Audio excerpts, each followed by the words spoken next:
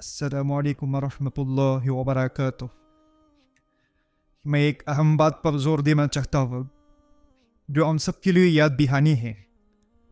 अगर कोई शख्स वाकई मोहम्मद रसूलुल्लाह सल्लल्लाहु अलैहि वसल्लम को समझना चाहिए तो ये मुमकिन ही नहीं जब तक कि वो उनके ताल्लुक़ को इब्राहीम अलैहिस्सलाम से न जोड़े। इब्राहीम अलैहिस्सलाम की वरासत रसूलुल्लाह सल्लल्लाहु अलैहि वसल्लम की वरासत से इतनी गहरी जुड़ी हुई है। ये दोनों अलग अलग कहानियाँ नहीं बल्कि एक ही कहानी है। हमारे नबी सल्लल्लाहु अलैहि वसल्लम की बहुत सी बातें दीगर अंबिया अलैहिस्सलाम के साथ मुश्तरक हैं। इसीलिए अल्लाह ताला ने दीगर अंबिया अलैहिस्सलाम की मिसालें कुरान में दी हैं और नबी सल्लल्लाहु अलैहि वसल्लम से भी फरमाया कि तुम उसी हिदायत पर कायम रहो जिस पर वो अंबिया थे, अपने आप उस पर कायम करो। लेकिन हमारे नबी सल्लल्लाहु अलैहि वसल्लम को खुसूसी तौर पर फरमाया गया कि इब्राहीम अलैहिस्सलाम के दीन की पैरवी करो जो कभी शिर्क करने वालों में से ना थे। और आम कहता ने इब्राहीम अलैहिस्सलाम के दीन की पैरवी करो, वो हरगिज़ मुशरिकों में से ना थे। अब मैं चाहता हूँ कि हम नबी सल्लल्लाहु अलैहि वसल्लम की शख्सियत का एक ख़ास पहलू को समझने के लिए थोड़ा सा पीछे चलें, यानी इब्राहीम अलैहिस्सलाम की तरफ, क्योंकि अल्लाह ताला ने इब्राहीम अलैहिस्सलाम को जिस तरह आजमाया वैसा किसी और नबी को नहीं आजमाया। उन पर आजमाइशें शुरू से आखिर तक इस शिद्दत की थीं जो किसी और नबी को नहीं दी गईं। मसलन नंबर 1, किसी और नबी को आग में कूदने का हुक्म नहीं दिया गया। नंबर 2, किसी और नबी को अपने बेटे को ज़बाह करने का हुक्म नहीं दिया गया, वो भी बराने रास्त वही से। नंबर 3, किसी और नबी को यह नहीं कहा गया कि अपनी बीवी और बच्चे को सहरा के बीच में छोड़ाओ। नंबर 4, और न ही बचपन में बुत तोड़ने का हुक्म किसी और नबी को मिला। ये सब कुछ सिर्फ इब्राहीम अलैहिस्सलाम के साथ हुआ और यही वो बुनियाद है जिस पर नबी सल्लल्लाहु अलैहि वसल्लम की वरासत और शख्सियत भी खड़ी है। इब्राहीम अलैहिस्सलाम को हुक्म भी दिया गया कि अपने फ़ौम के शदीद गज़ब के दरमियान खड़े हो जाएं और सब कुछ बर्दाश्त करें। ऐसी आजमाइशें किसी और नबी को नहीं दी गई जो इब्राहीम अलैहिस्सलाम को दी गई। और यह सिर्फ एक नहीं बल्कि एक के बाद दूसरी, दूसरी के बाद तीसरी, और इब्राहीम अलैहिस्सलाम ने हर एक को मुकम्मल किया। आप जानते हैं ज़िंदगी में जब हम कोई मुश्किल इम्तिहान देते हैं तो उसके बाद हमें मिसगाह सर्टिफिकेट, डिग्री, डिप्लोमा या कोई और तरबियत मुकम्मल होने पर इनाम। तो जब इब्राहीम अलैहिस्सलाम ने अपने तमाम इम्तिहानात मुकम्मल कर लिए तो अल्लाह ताला ने फरमाया, मैं तुम्हें तमाम इंसानों का इमाम रहनुमा बनाता हूँ। यही था उनका सर्टिफिकेट जो अल्लाह ताला ने उन्हें उनकी कामयाबी पर अता फरमाया। इब्राहीम अलैहिस्सलाम ने तमाम इम्तिहानात मुकम्मल किए और अल्लाह ताला ने उन्हें फरमाया, मैं तुम्हें तमाम इंसानों का इमाम रहनुमा बनाता हूँ। लेकिन इब्राहीम अलैहिस्सलाम ने फ़ौरन ये नहीं कहा कि या अल्लाह शुक्रिया मैं तो कामयाब हो गया, बल्कि उनका पहला ख्याल अपने औलाद की तरफ गया। या अल्लाह मेरी औलाद, उनकी औलाद और उनकी नस्लें, उनका क्या होगा? अगर वो गुमराह हो गए तो उनका बहुत मुझ पर होगा। और यही वजह है सूरतुल फुरकान में दुआ है कि या अल्लाह हमें मुत्तक़ियों का इमाम बना दे, यानी ऐसे लोगों का रहनुमा बनाना जो खुद भी हिदायत पर हों ताकि हम भटके नहीं। इब्राहीम अलैहिस्सलाम की फ़िक्र ये थी कि अल्लाह मुझे तो इमाम बना दिया, लेकिन अगर मेरी औलाद गुमराह हो गई तो क्या फ़ायदा, मेरी वरासत ज़ाया हो जाएगी। अल्लाह ने जवाब में फरमाया, मेरा वादा ज़ालिमों तक नहीं पहुँचता, यानी तेरी कुछ औलाद नेक होगी लेकिन बहुत सारी गुमराह भी होगी। ये वो लम्हा था जब इब्राहीम अलैहिस्सलाम को ये एहसास हुआ कि उनके औलाद के बारे में अल्लाह की तरफ से मुकम्मल गारंटी नहीं है। इब्राहीम अलैहिस्सलाम सोच रहे थे, अगर मैं रहनुमा बन जाऊँ और मेरे औलाद गुमराह हो जाए तो क्या वो गुमराही मेरे सर होगी, क्या उनके आमाल का बोझ मुझ पर आएगा? इसीलिए हम सूरह फुरकान में ये दुआ मानते हैं कि अल्लाह में ऐसे लोगों का इमाम बना जो खुद तेरे डर वाले नेक और हिदायत याफ्ता हों। क्यों? क्योंकि हमारी औलाद और उनके आने वाली नस्लें यही हमारी वरासत हैं, यही हमारे असर का तसल्सुल है और उन्हीं से हमारा नाम जुड़ा रहता है। इब्राहीम अलैहिस्सलाम की फ़िक्र बिल्कुल वाज़ेह थी, हे अल्लाह मेरे औलाद का क्या होगा, मेरे बाद उनका अंजाम क्या होगा? अल्लाह ताला ने जवाब दिया, मेरा वादा ज़ालिमों तक नहीं पहुँचेगा। यह अल्लाह की तरफ से एक हद बंदी थी, यानी तुम्हारी कुछ औलाद नेक होगी लेकिन बहुत से गुमराह भी होंगे। इब्राहीम अलैहिस्सलाम ने अल्लाह ताला की तमाम इम्तिहानात में कामयाबी मुकम्मल कर लिए थे। तो आप सोच सकते हैं कि अब अल्लाह ताला उनकी हर दुआ कबूल करेगा या ना, और फिर वो अल्लाह से अर्ज़ करते हैं कि या अल्लाह क्या मेरी औलाद भी उसी इख्तियारत, हिदायत और रहनुमाई में शामिल हो सकती हैं, क्या उन्हीं में ये नेमतें मिल सकती हैं? लेकिन अल्लाह ताला फरमाते हैं जालिमों के लिए मेरी तरफ से कोई गारंटी भी नहीं है, اور یہی وہ لمحہ تھا جب ابراہیم علیہ السلام کو احساس ہوا کہ اللہ ان کی ساری اولاد کو نہیں بچائے گا، تو انہوں نے کیا کیا؟ اپنی دعا کو ایڈجسٹ کر لیا، یعنی اپنی درخواست کا دائرہ محدود کر لیا۔ پھر جب اللہ تعالیٰ نے انہیں مکہ منتقل ہونے اور کعبہ تعمیر کرنے کا حکم دیا تو انہوں نے دعا کی، اے میرے رب، اس شہر کو پرامن بنا دے اور اس کے رہنے والوں کو ہر طرح کے پھلوں سے رزق عطا فرما۔ لیکن اب کیا فرض تھا؟ پہلے وہ عمومی دعا کرتے تھے، اب وہ کہتے ہیں ان لوگوں کو جو اللہ اور یوم آخرت پر ایمان رکھتے ہوں۔ یعنی اب وہ خود سمجھ چکے تھے کہ اللہ ہر کسی کے لیے وعدہ نہیں کرتا، صرف ان کے لیے جو ایمان والے ہیں۔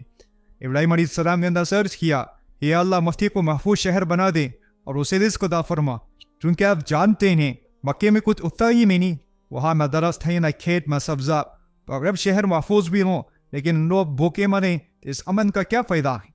اسی لیے ابراہیم علیہ السلام نے دو دعائیں کی، امن کی دعا، رزق اور خوشحالی کی دعا۔ اور حقیقت یہ دنیا کا ہر معاشرہ ان دو چیزوں پر ہی قائم ہوتا ہے، ایک سلامتی، دوسرا خوشحالی۔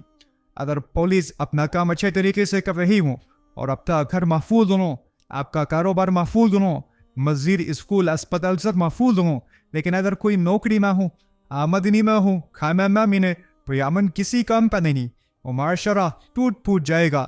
ابراہیم علیہ السلام نے شہر مکہ کے لیے دو دعائیں کیں، ایک امن اور دوسرا رزق اور خوشحالی، لیکن پھر انہوں نے ایک چھوٹی سی شرط لگا دی، یا اللہ یہ امن اور خوشحالی صرف ان لوگوں کے لیے وہ جو تجھ پر اور یوم آخرت پر ایمان رکھتے ہوں، کیونکہ انہیں اندازہ ہو گیا تھا جو ان کی نسل میں کچھ ظالم بھی ہوں گے، تو وہ کہتے ہیں ایسے لوگ اگر بھوکے مر بھی جائیں تو مجھے کوئی افسوس نہیں، میں نہیں جانتا کہ ان کی نسلیں باقی رہیں۔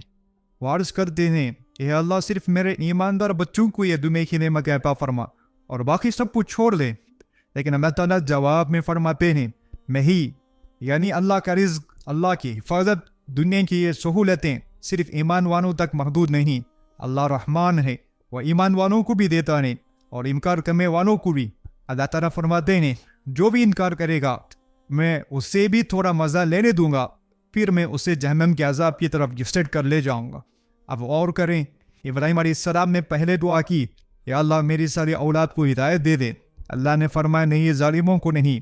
پھر انہوں نے کہا یا اللہ تو کم از کم اس دنیا میں میرے ایمان والے بچوں کو رزق دے دے، اللہ نے فرمایا میں ہی کافروں کو بھی دوں گا۔ اب دوبارہ دعا رد ہو چکی تھی، تو سوال یہ ہے اب ابراہیم علیہ السلام کیا کریں گے؟ اللہ تعالیٰ نے انہیں حکم دیا کہ کعبہ تعمیر کرو۔ یہی وہ لمحہ ہے جہاں ان کا تعلق رسول اللہ صلی اللہ علیہ وسلم سے جڑتا ہے، اور ابراہیم علیہ السلام اپنے بیٹے اسماعیل علیہ السلام کے ساتھ کعبے کی تعمیر شروع کرتے ہیں اور کہتے ہیں کہ اللہ ہم دونوں سے یہ عمل قبول فرمانے۔ ابراہیم علیہ السلام نے سمجھ لیا تھا اگر تو مجھے ساری اولاد نہیں دے سکتا تو کم از کم یہ عمل، یہ گھر، یہ کعبہ تو مجھ سے قبول فرما۔ ابراہیم علیہ السلام کے دل میں یہ تمنا باقی تھی، یا اللہ کیا تو کم از کم یہ بچہ میرا بیٹا مجھے دے سکتا ہے؟ کیا کم از کم یہ ایک میرے لیے گارنٹی ہو سکتی ہے؟ وارث کرتے ہیں کہ اللہ ہم دونوں سے عمل قبول فرمانے۔ یعنی اب وہ صرف رب بھی نہیں کہتے میرا رب، بلکہ کہتے ہیں ربنا ہمارا رب۔ اب انہوں نے اپنے بیٹے اسماعیل علیہ السلام کو اپنی دعا میں شامل کر لیا، یہی ان کی حکمت تھی۔ اگر اللہ پوری نسل کو گارنٹی نہیں دے رہا ہے تو میں کم از کم ایک کو شامل کروں، شاید یہ ایک بچ جائے۔ پھر وہ دعا کرتے ہیں یا اللہ ہم دونوں کو اپنے لیے مسلمان بنا دے، اور ہماری اولاد میں سے یعنی میری اولاد اور اسماعیل کی اولاد یعنی ان کے پوتے نواسے آئندہ نسلیں، ان میں سے کم از کم ایک مسلمان امت عطا فرما۔ کتنی عاجزانہ اور گہری دعا ہے کہ اللہ پوری نسل نہیں تو صحیح کم از کم ایک ایسی امت دے دے جو تیرے تابع ہوں۔ ابراہیم علیہ السلام کی دعا تھی کہ اللہ ہماری اولاد میں سے کم از کم ایک مسلم امت عطا فرما۔ انہوں نے یہ نہیں کہا ساری اولاد مسلمان ہو جائے، کہ کم از کم ان کی نسل میں سے کوئی تو ہو۔ آخر پر انہوں نے یہ دعا مانگی اور پھر اللہ سے یہ بھی عرض کیا کہ اللہ تو ہمیں دکھا دے کہ ہم یہاں اس گھر کعبے میں کیا کریں، ہم کیسے عبادت کریں، یعنی مناسک کی حد سکھا دیں، کیونکہ وہ نہیں جانتے تھے یہاں کیسے نماز پڑھی جائے، یہاں کیا دعا مانگی جائے، طواف کیا ہوتا ہے، صحیح کیا ہے۔ اللہ کن عبادت کو پسند کرے گا، اللہ بھی انہیں یہ سب کچھ سکھلانے والا تھا۔ اور جب ابراہیم علیہ السلام نے یہ دعا مانگی تو اللہ تعالیٰ نے کوئی جواب نہیں دیا۔ پچھلی دوبارہ جب انہوں نے مانگا تھا ساری اولاد ہدایت پر ہو، اللہ نے فرمایا نہیں، ظالموں کو نہیں، رزق صرف ایمان والوں کو دے۔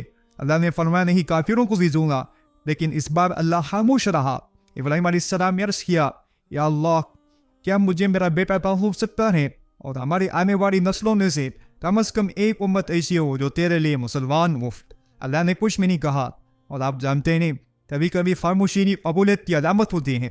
खामोशी कबूलियत इब्राहिम अलैहिस्सलाम समझ गए अल्लाह ने मेरी को कबूल कर ली है, तो उन्होंने मजीद मांगने का फैसला किया। क्योंकि मुझे इनकार नहीं मिला तो मैं और भी कुछ मांग लेता हूँ। वारिस करते हैं, या अल्लाह हमारी आने वाली नस्लें, क्योंकि इब्राहिम अलैहिस्सलाम जानते थे वक्त गुजरने के साथ ईमान कमज़ोर हो जाता है। यानी दादा दादी बहुत इबादत करते थे, लेकिन जैसे जैसे नस्लें आगे बढ़ती हैं इस्लाम कमज़ोर होता जाता है। बच्चों को कुरान पढ़ना भी नहीं आता, न तलफ़ुज़ दुरुस्त न समझ, ऐसा अक्सर फ़ानों में होता है। तो जैसे जैसे वक्त गुजरता है ईमान कमज़ोर पड़ जाता है। इब्राहिम अलैहिस्सलाम को यह हकीकत मालूम थी, इसलिए उन्होंने दुआ की, या अल्लाह मेरे आने वाली नस्लों में कम से कम एक ऐसा रसूल पैदा फरमा जो नहीं में से हो। लेकिन सवाल ये है, एक रसूल, एक ही रसूल इतने मसलों का क्या कर लेगा? क्योंकि एक रसूल सिर्फ एक नस्ल के लिए ही मौसर होता है, फिर वो दुनिया से चला जाता है। जैसा कि इब्राहिम अलैहिस्सलाम मौजूद हैं, उनका बेटा इस्माइल अलैहिस्सलाम भी मौजूद हैं। तो आप सोचते इब्राहिम अलैहिस्सलाम ये क्यों ना कहते, या अल्लाह हर नस्ल के लिए एक रसूल अता फरमा, हर ज़माने के लिए अलग अलग पैगम्बर दे दे। लेकिन उन्होंने सिर्फ ये मांगा, या अल्लाह एक रसूल दे दे, बस एक। आप ज़रा गौर करें, इब्राहिम अलैहिस्सलाम के दो बेटे थे, इस्माइल अलैहिस्सलाम, इसहाक अलैहिस्सलाम। इसहाक के बेटे थे याकूब अलैहिस्सलाम और याकूब के बेटे थे यूसुफ अलैहिस्सलाम। यानी ये पूरी नस्ल अंबिया से बढ़ गई। रसूलुल्लाह सल्लल्लाहु अलैहि वसल्लम ने फरमाया, बनी इसराइल में ऐसा होता था कि जब एक नबी वफात पाता तो दूसरा नबी उसकी जगह आ जाता। नबियों का सिलसिला रुकता नहीं था, एक के बाद दूसरा, फिर दूसरा, फिर दूसरा। लेकिन इब्राहिम अलैहिस्सलाम जब वो मक्के में अपने बेटे इस्माइल अलैहिस्सलाम के साथ खड़े थे और वो दुआ मांग रहे थे, उन्होंने ये नहीं कहा कि अल्लाह हर नस्ल के लिए, हर ज़माने के लिए एक नया नबी भेज दे, बल्कि उन्होंने सिर्फ कहा, रब्बना वबअथ फीहिम रसूला, या अल्लाह उनमें से एक रसूल भेज दे। वह उन्होंने बहुत सोच समझ कर सिर्फ एक रसूल मांगा, सिर्फ एक नबी, और वो भी इस्माइल अलैहिस्सलाम की नस्ल से।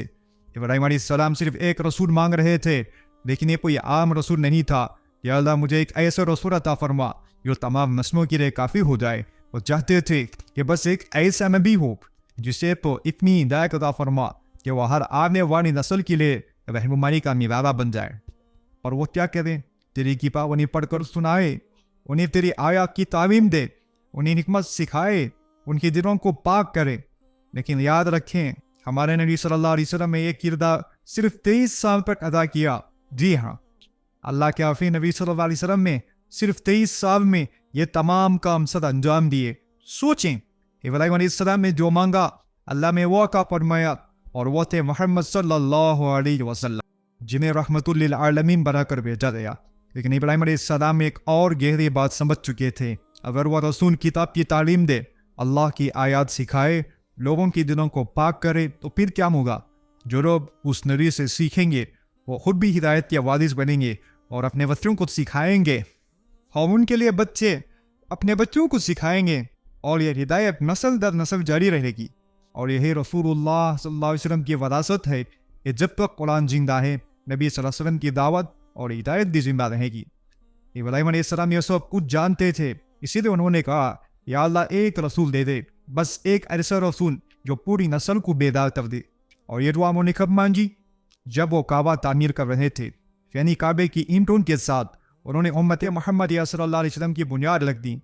जब इब्राहिम अलैहिस्सलाम ने रसूल मांगा, अल्लाह ने कुछ नहीं फरमाया। इसका क्या मतलब हुआ? इसका मतलब है अल्लाह ने कबूल कर लिया। और फिर इसहाक अलैहिस्सलाम की नस्ल में क्या हुआ?